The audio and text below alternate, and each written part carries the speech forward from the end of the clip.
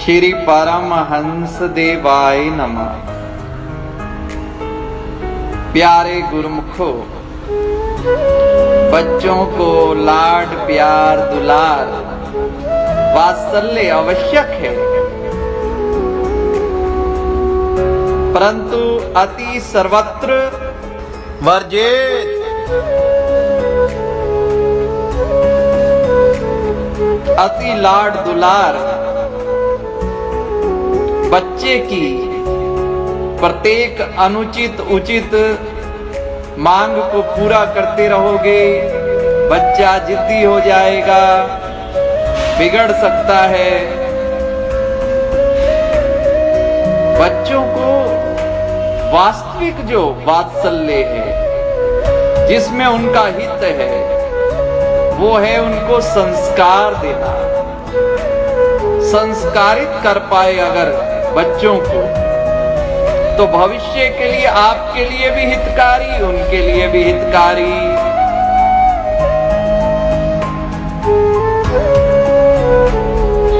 पूत कपूत तो क्यों धन संचे, पूत सपूत तो क्यों धन संचे। अगर आपने सपूत बना दिया, फिर धन संपदा देने की आवश्यकता नहीं है। ये सब उनके पीछे पीछे आएगा। जो सरिता सागर पर जाही, यद्यपि ताहे कामना नाही, तैसे सब सुख बिना ही बुलाए, धर्मशील पे जाए सुहाए। धर्मशील बना दे। जननी जने तो भक्त जन के दाता के सूर, नहीं तो जननी बांझ रहे, काहे गवावे नूर।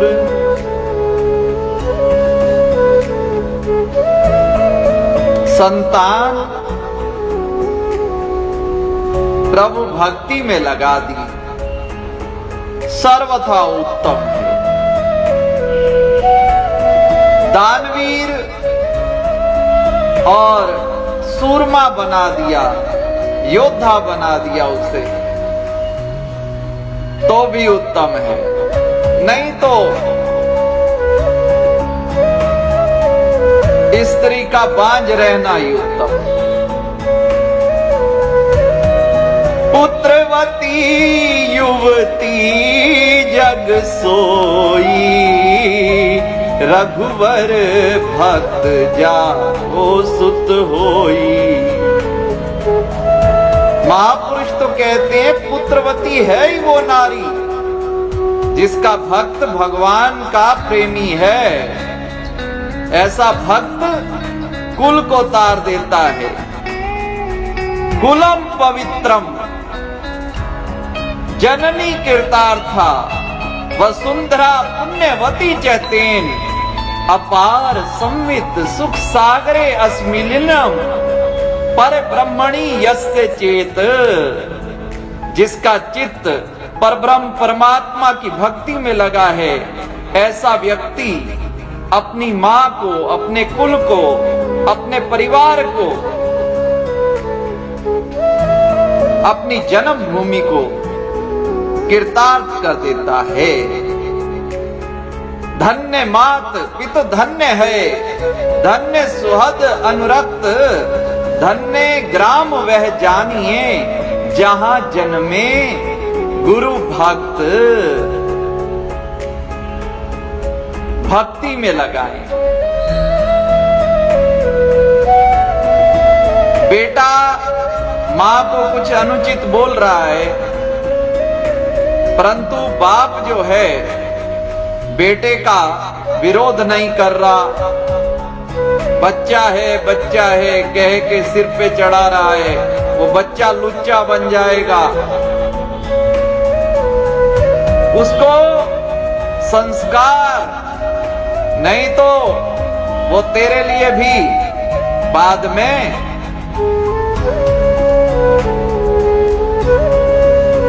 श्रेष्ठकर नहीं होगा, तेरे लिए भी दुखदाई बनेगा।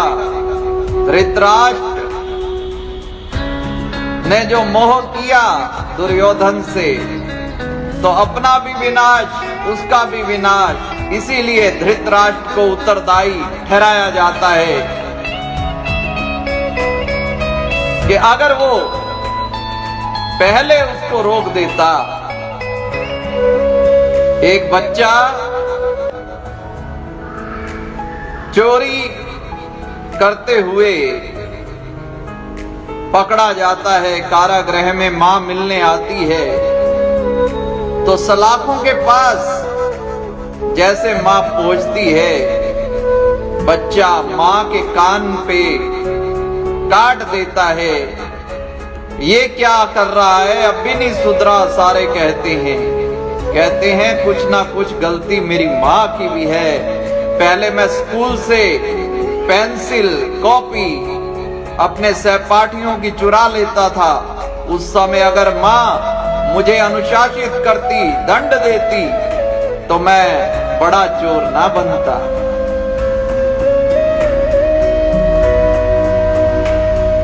बेटी देर से उठ रही है,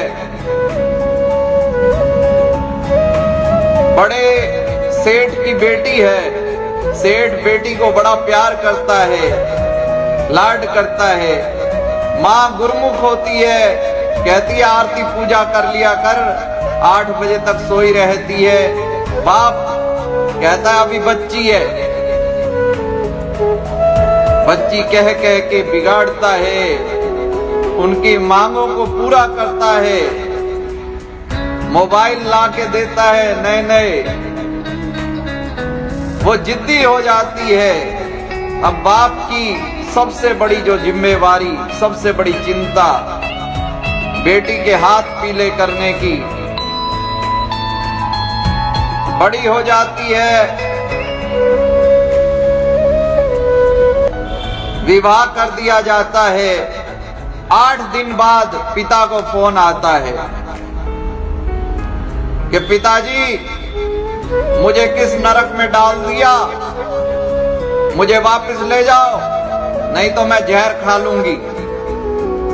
पिता चिंता के मारे कि अच्छा घर देखा था, तुरंत जाता है, वहां पहुंचता है, कोई आवा भगत नहीं करता, कोई बात नहीं करता। सास एक तरफ मुंह फेर लेती है, लड़की का जेठ एक तरफ मुंह फेर लेता है, लड़की का ससुर अलग तरफ। वो कहता है ये क्या हो गया, बेटी के पास जाता है, बेटी कहती है चलो तेरी सास से तो पूछ लिया जाए। नहीं, उसी चुड़ैल का तो सारा काम है, उस डायन से क्या पूछना, जीने ही नहीं देती, ये कर वो कर। अब मैंने तो कभी घर में काम किया नहीं, अब इतना पैसा है, नौकर चाकर लगाएं। तो उन्होंने पूछा यहाँ नौकर चाकर नहीं है क्या? नौकर चाकर तो हैं, बस बर्तन मांजते हैं, भोजन स्वयं बनाना है। अब मुझे तो भोजन बनाना आता नहीं, टोका टाकी है। उन्होंने कहा ससुर कैसा है? अरे वो तो बिल्कुल राक्षस है। जेठ के बारे में पूछा, वो तो मूर्ख है। देवर तो आवारा है, गलियों में फिरता है, दुष्ट है। ननद वो तो एक नंबर की चुगलखोर है। और तेरा पति वो तो यमराज है, कहां डाल दिया मुझे नरक में, जल्दी ले चलो। तो उसका पिता जाता है उसकी सास के पास, हाँ भाई बेटी को ले जा रहा हूं। वो कहते कल का ले जाता, आज ले जा, अभी तुरंत, और कभी फिर मत लाना यहां पे। जब बेटी संस्कारी होती है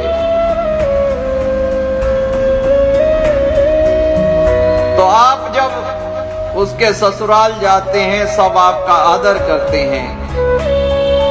परंतु अगर उसका व्यवहार ठीक नहीं, स्वभाव नहीं, उसकी प्रकृति ठीक नहीं, जैसे नारायण और लक्ष्मी एक हैं, ऐसे आप और आपकी प्रकृति एक है। आप क्या हैं? जैसा आपका स्वभाव है बस वैसे आप हैं, या दूसरे शब्दों में वही आप हैं। अब पिता विचार करता आ रहा है कि भाई ये भी गलत, वो भी गलत, सारे गलत तो नहीं हो सकते। उन्होंने पूछा, बेटी तेरे पड़ोसी कैसे हैं? मैंने कहा वो तो LLB हैं। LLB क्या मतलब? लुच्चे, लफंगे, बदमाश हैं। अब पिता ने कहा, भाई जो इसको सिर पे चढ़ाया उसी का परिणाम है, पर क्या किया जाए, मजबूरी थी, घर लाया। अब कुछ दिन तो सही, अब उसकी भाभी का व्यवहार भी बदल गया।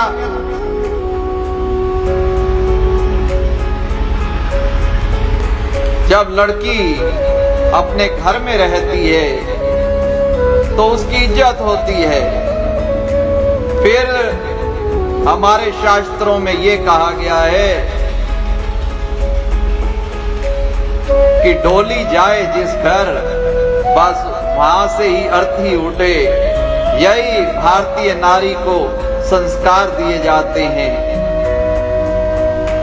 अब वो जहां जाती है, सहेलियां पूछती हैं जीजा जी कल लेने नहीं आए।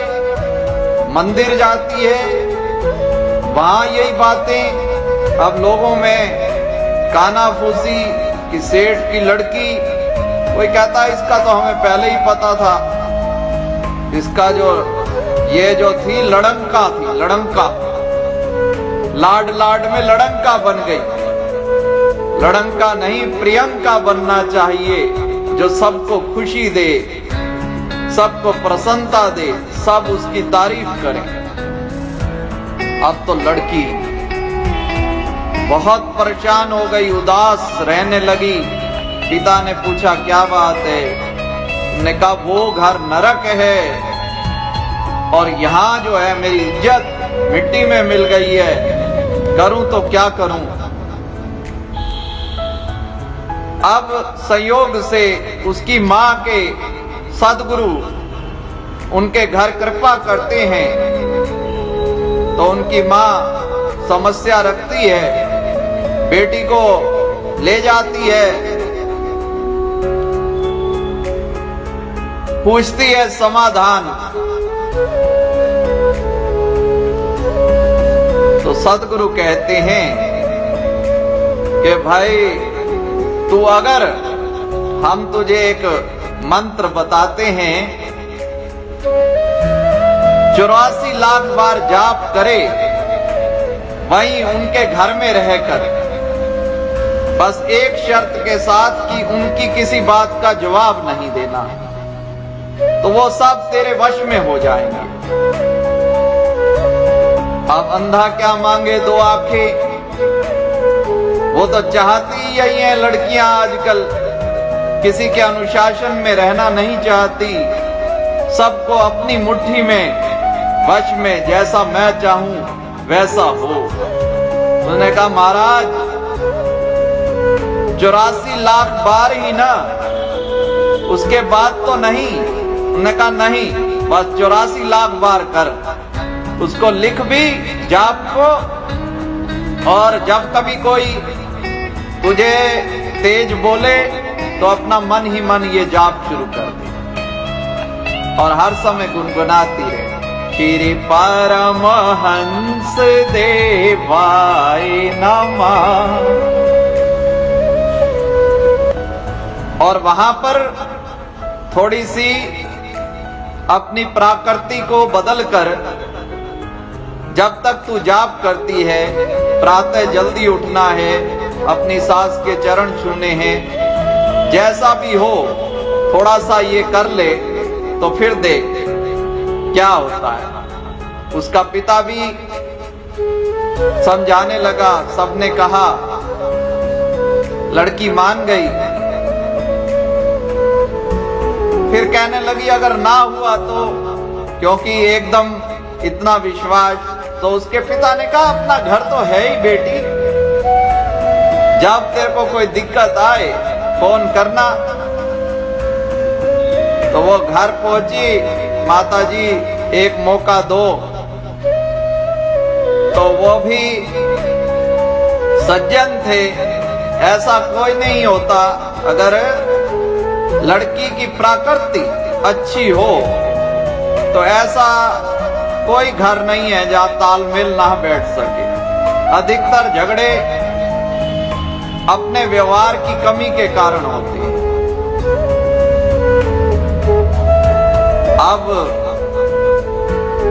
उसने अपना मंत्र शुरू कर दिया। पहले ही दिन सुबह उठी, सास के चरण छुए, आशीर्वाद दो, जुग जुग जियो बेटी, सदा सुखी रहो। ससुर के चरण छुए। अब जब रसोई से आ रही, एक कांच का गिलास पड़ा था, लड़की के पैर में लगा। तो उसका ससुर बोला अंधी है क्या, देख के नहीं चल सकती। अब उसने पहले क्रोध तो बड़ा आया, फिर ध्यान आ गया सबकी बात का।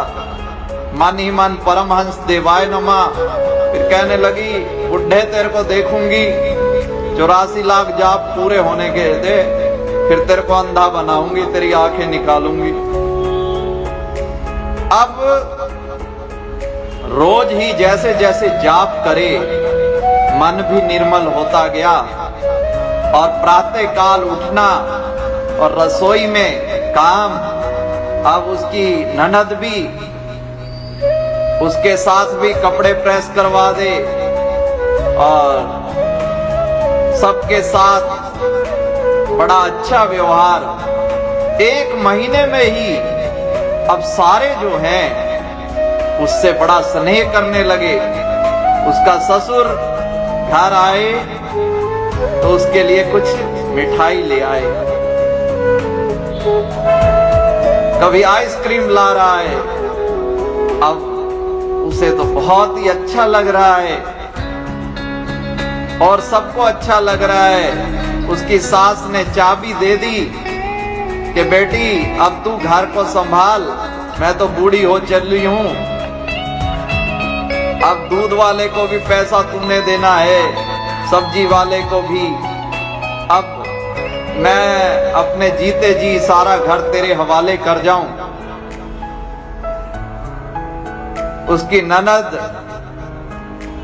हर समय भाभी भाभी तो बड़ी खुश हो गई। ससुर जब आए कुछ लेके घर में, सबसे पहले बेटी कहाँ है, जैसे अपनी बेटी को प्यार करे वैसे ही। ये भी एक जरूरी बात है कि छोटे अगर अपने अंदर सुधार लाने की कोशिश करते हैं तो बड़ों को भी चाहिए कि उन्हें दुलार करें, प्यार करें। सास को चाहिए अपनी बेटी की तरह प्यार करें। अक्सर देखा जाता है बाहर जाती हैं भक्तानियां, अपनी बेटी के लिए तो कुछ ले जाएंगी और अपनी बहू के लिए अगर कोई उपहार ले जाएं, हृदय में आपका आदर, हृदय में आपको मां की तरह वो मानने लगेंगी।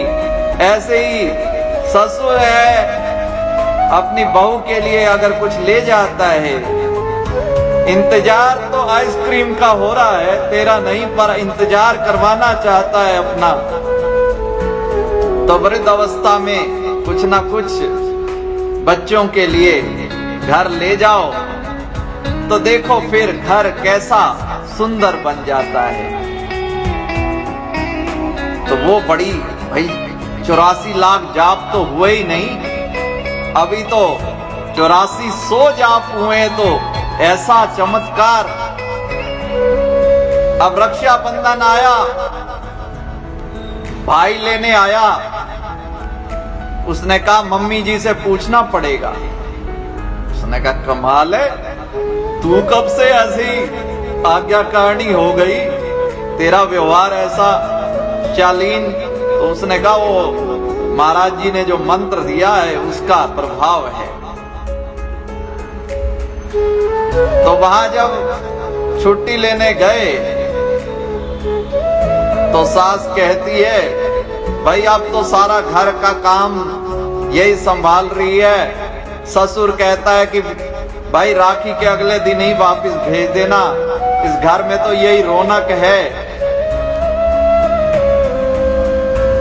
तो इस प्रकार से जब वो अपने घर पहुंचती है और बताती है कि भाई ये मंत्र का तो बड़ा चमत्कार हुआ,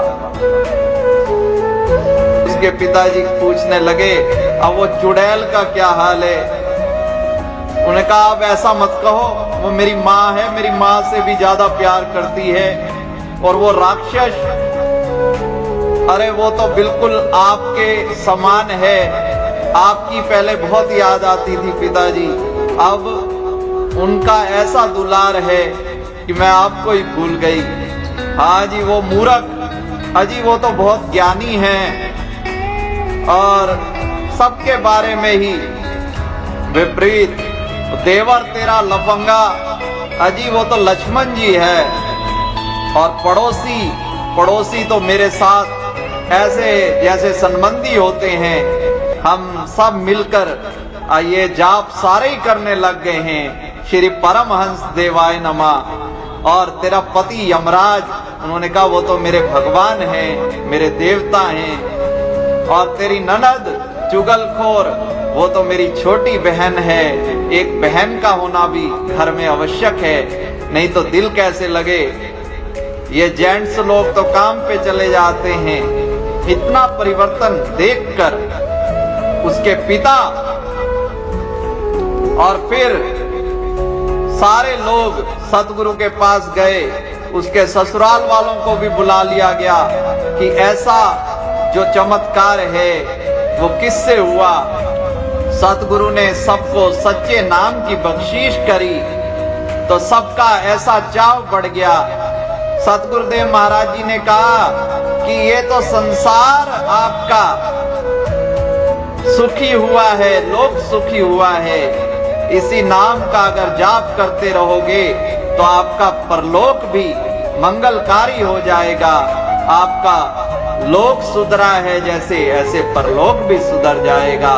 सदा जपते रहिए श्री परमहंस देवाय नमः। श्री परमहंस शरणं गच्छामि।